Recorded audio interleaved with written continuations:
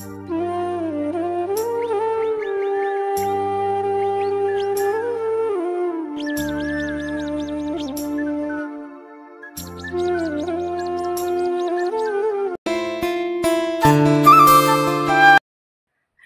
সম্পর্কটা বেশি নাকি ভালোবাসার সম্পর্কটা বেশি? তোমরা একটু কমেন্ট করে বলো। রাধে রাধে বন্ধুরা, welcome to my new blog. কেমন আছো সবাই? আশা করি ভালো আছো, সুস্থ আছো। আমি সুস্মিতা। আজকে আর একটি সুন্দর ছোট্ট ব্লগে তোমাদেরকে অনেক অনেক ভালোবাসা। তো আজকের ব্লগটা এই যে শুরু করলাম ঘর গোছানো দিয়ে। আর তোমরা তো জানোই আমি একজন সাধারণ হাউসওয়াইফ, একজন মধ্যবিত্ত ঘরের বউ। আর আমাদের সকালটা শুরু হয় ঘরের ভেতর থেকে, রাত্রিটা শেষ হয় এই ঘরের ভেতরের কাজকর্ম দিয়ে। তো আমাদের সারাদিন এই একটা বাড়িতে থাকতে হয়, আর বাড়িতে থেকে সংসারের কাজগুলো গোছাতে হয়। তো প্রত্যেকটা বাড়ির বউ এই কাজগুলো করে, সবাই করে, আমি একা করি না, সবাই এই কাজগুলোই করে আমি যে কাজগুলো করি। তো প্রতিটা ঘরের বউ সকালবেলা উঠে এই ঘরের কাজ শুরু করে রাত্রিবেলা ঘুমোতে যাওয়া পর্যন্ত কিন্তু আমাদের এই কাজগুলো শেষ হয় না। তো দেখো আজকে ব্লগটা এই যে বিছানা পরিষ্কার থেকে শুরু করে এই যে আলনা গোছানো দিয়ে শুরু করলাম। তো দেখো এই যে আলনাটায় এত গুছিয়ে রাখি, মানে এত গুছিয়ে গাছিয়ে রাখি, তবু কিন্তু দিনে কতবার যে দেখবে জামা কাপড়গুলো অগোছালো হয়ে থাকে। তারপরে দেখবে এই ঘরের বিছানায় কিছু জামা কাপড়, ওই ঘরের বিছানায় কিছু জামা কাপড়। তারপরে দেখো বিছানার মধ্যে একটা হারমোনিয়াম আছে। তো আমাদের জামা কাপড়গুলো এখন আরও একটু বেশি হয়েছে, কি বলো তো, এখন তো শীতের দিন, আর শীতের দিনে তো প্রচুর জামা কাপড় লাগে। দেখো সকালবেলা এক সেট পরতে হয়, তারপরে আবার ওগুলো খুলে রাখতে হয়, তারপর আবার সন্ধ্যাবেলা পরতে হয়। তো ছেলে এদিকে দেখো নাচ প্র্যাকটিস করতেছে, তো ও একটু নাচ করবে, এখন তো বাড়িতে আছে। তো ছেলে ওদিকে নাচ প্র্যাকটিস করতেছে আর আমি এদিকে ঘরগুলো গোছাচ্ছি। তো এত জামা কাপড় না গোছাতে অনেকটা সময় লাগে। তারপরে দেখো এই যে বিছানাপত্রগুলো, এগুলো গোছাতেও এখন সময় লাগে। আর আমি কি করি বলো তো, এই যে বিছানাপত্র গুছিয়ে তারপর সঙ্গে সঙ্গে এই যে খাটটা, এটা কিন্তু পরিষ্কার করে রাখি। তো খাটের মধ্যে এত ধুলো জমে থাকে, প্রতিদিন যদিও মোছা হয় তবুও দেখবে খাটের মধ্যে ধুলো জমে আছে।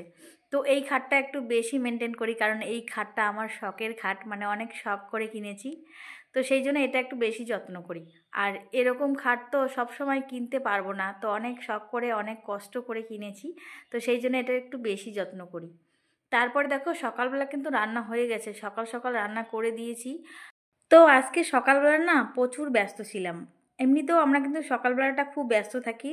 আর সকালবেলাটা আমাদের মানে এই যে কাজকর্মের ভিডিও কিন্তু আমি বানাতে পারি না, কারণ সকালবেলা খুব চাপ থাকে, আর সেই সময় সেই ভিডিও শ্যুট করা মানে হয়ে ওঠে না। আর সারাদিনে তো বাড়িতে অনেক কাজই করি, কিন্তু সব কাজের ভিডিও তো তোমাদের সঙ্গে শেয়ার করতে পারি না, কারণ হয় না। তো কিছু কিছু এমন এমন জায়গায় এমন এমন কাজ করি, সেগুলো একা একা শ্যুটও করা যায় না, আর কেউ শ্যুট করে দিলে ভালো হয়। কিন্তু আমি তো একা একা ভিডিও শ্যুট করি আর একা একাই মানে সব করি, সেই জন্য হয়ে ওঠে না। তো আজকে সকালবেলা কি হয়েছে, সকালে ঘুম থেকে উঠেই রান্না করেছি। তো রান্নার ব্লগটা তোমাদের সঙ্গে শেয়ার করলাম না সকালবেলার, কারণ এত ব্যস্ত ছিলাম। তো সকালবেলা বরমশাই রাত্রিবেলায় বলেছিল যে সকালবেলা উঠে রান্না করতে, মানে 10টার আগেই উনি যাবেন শিলিগুড়ি। তো সেই জন্যে খেয়ে যাবেন, মানে 9টার মধ্যে খেতে হবে। আর বলেছিল মাংস এনে দেবো, মাংস রান্না করতে। তো তোমরাই বোঝো যে সকালবেলা ঘুম থেকে উঠে ভাত, মাংস, ভাজা এগুলো করতে কতটা সময় লাগে। তো সেগুলোই করেছিলাম তাড়াতাড়ি করে। তো এদিকে কি হয়েছে, আমি রান্নাটা করেছি, আর বরমশাই এদিকে বাজারে গেছে মাংস নিয়ে আসতে।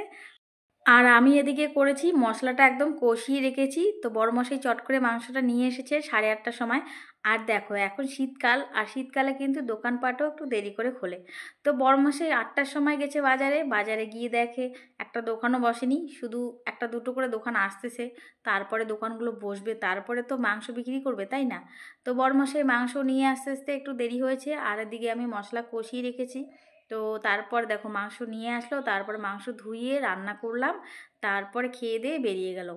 আর তারপর আমি এই যে সংসারের বাকি কাজগুলো একদম আস্তে আস্তে গুছিয়ে গুছিয়ে করলাম। তো আমাদের সকালবেলা কাজ শুরু হয়, মানে সকালবেলাটা আমাদের 9টা 10টা পর্যন্ত প্রচণ্ড চাপ থাকে। তারপরে কিন্তু দুপুরবেলাটা কিন্তু অত চাপ থাকে না। তো আজকে তোমাদের সঙ্গে একটা কথা শেয়ার করব। তো আমার শ্বশুর মশাই একটা কথা আমাকে বলেছিল, তো আজকে খুব মনে পড়ছে। মানে অনেক দিন আগে বলেছিল, আর মাঝে মাঝে এখন পুরনো দিনের কথাগুলো কিছু কিছু মনে পড়ে। তো বলেছিল রক্তের সম্পর্ক বেশি না ভালোবাসার সম্পর্ক বেশি। মানে বলেছিল যে রক্তের সম্পর্ক নাকি বেশি, আর ভালোবাসার সম্পর্কটা মানে ওটার কোনো মূল্য নেই। তো যাদের সঙ্গে রক্তের সম্পর্ক থাকে তাদের সঙ্গেই নাকি ভালোবাসা তৈরি হয়। তো আমাকে বলেছে, এটা অন্য কারণে বলেছে, মানে ওনাদের সঙ্গে আমার কোনো রক্তের সম্পর্ক নেই, সেই জন্য ওনাদের সঙ্গে আমার কোনো ভালোবাসার সম্পর্কও নেই।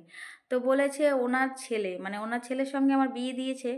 তো বিয়ে দেওয়ার পরে একটা ছেলের সঙ্গে একটা মেয়ের বিয়ে হয়। বিয়ে হওয়ার পরেও কিন্তু একটা ছেলে, অজানা একটা ছেলে, অজানা একটা মেয়ে কিন্তু সারা জীবন ধরে সংসার করে খায়, সারা জীবন একই সাথে চলে, মানে তারা কিন্তু কেউ কাউকে ছাড়ে না।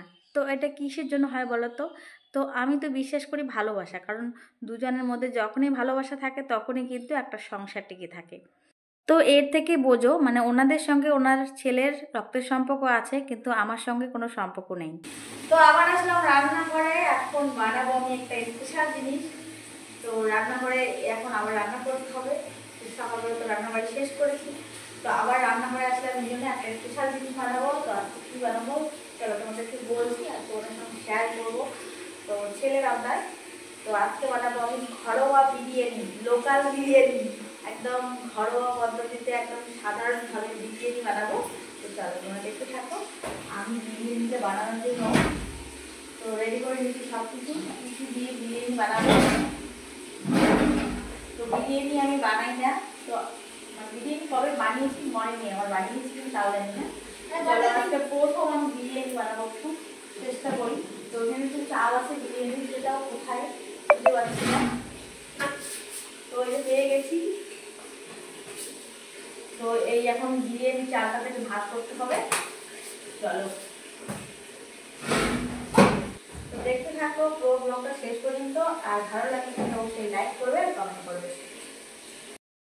তো বন্ধুরা দেখো, এখন এই যে আমি বানাবো আজকে বিরিয়ানি। তো ছেলের আবদারে, ছেলে বাড়িতে আসে বলছে বিরিয়ানি খাবে। তো এখন আমি এই মুহূর্তে বিরিয়ানি কোথায় পাবো? আর আমরা তো বাইরের কেনা জিনিস খুব কম খাই, তো সেই জন্য বলেছি বাড়িতেই বিরিয়ানি বানিয়ে দেবো।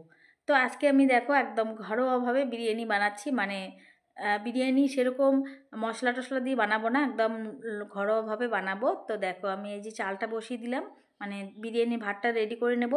আর এদিকে দেখো সকালবেলা যে মাংস নিয়ে এসেছে, অনেকটা মাংস নিয়ে এসেছে, বিরিয়ানি খাবে যেহেতু।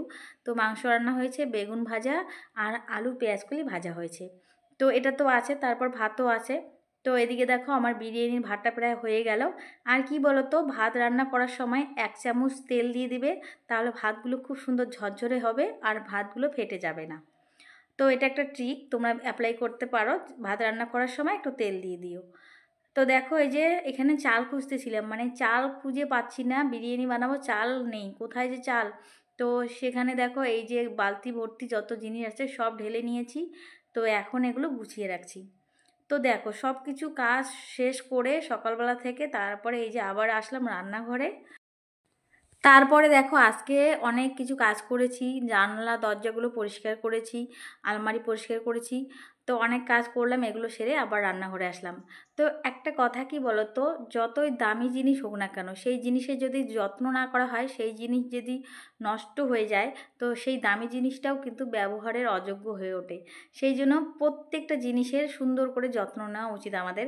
তো সেটা দামি হোক বা কম দামি হোক। তো দামি জিনিসের শুধু যে যত্ন করতে হয় তা না, তো কম দামি জিনিসও কিন্তু যত্ন করলে কিন্তু সুন্দর আর ভালো থাকে। তো সেরকম কিন্তু মানুষের সম্পর্কগুলো, তো সেরকমই মানুষের সম্পর্কগুলোর মধ্যেও যদি ভালোবাসা না থাকে, যত্ন না থাকে, তাহলে কিন্তু সেই সম্পর্ক টিকে থাকে না। তো মানুষের সম্পর্কের মধ্যে ভালোবাসা থাকতে হবে, আর সেই ভালোবাসার সম্পর্কটাই কিন্তু টিকে থাকে। তো রক্তের সম্পর্ক বড় কথা না, ভালোবাসার সম্পর্কটাই হলো বড় কথা। তো দেখো বন্ধুরা, আমি বিরিয়ানি বানাচ্ছি। তো আমার বিরিয়ানি ভাতটা হয়ে গেছে, তো আমি মাংসটা দিয়ে দিয়েছি প্রেশার কুকারে। তো আজকে আমি স্পেশাল বিরিয়ানি প্রেশার কুকারে বানাচ্ছি। তো প্রেশার কুকারে কি না বানানো যায় বলো, সবই বানানো যায়। তো একটু বাড়িতে ঘি ছিল, ঘি দিয়ে দিলাম, তারপরে বেশি করে মাংস দিয়ে দিলাম, আর এই যে বিরিয়ানির ভাতগুলো দিয়ে দিলাম, আর একটা নিয়ে এসেছি বিরিয়ানির মশলা, তো সেই মশলাটা দিয়ে দিলাম। তারপরে দেখো প্রেশার কুকারে একদম সুন্দর করে ভাত দিয়েছি। তো এখন এই যে প্রেশার কুকারটা ঢাকনা দিয়ে আঁচটা একটু কমিয়ে দিয়েছি, গ্যাসের আঁচটা কমিয়ে দিয়ে তারপরে প্রেশারটা কিছুক্ষণের জন্য বসিয়ে রাখবো। তো দেখো আমার বিরিয়ানি রেডি হয়ে গেছে আর সুন্দর একটা গন্ধ বেরিয়েছে। তো দেখো প্রেশার কুকারে আজকে বিরিয়ানি বানালাম। তো কেমন লাগলো আজকের ব্লগটা অবশ্যই কিন্তু তোমরা কমেন্ট করো আর সুন্দর করে একটা লাইক করো। তো সবাই ভালো থেকো, সুস্থ থেকো, আজকে এখানেই টাটা করছি।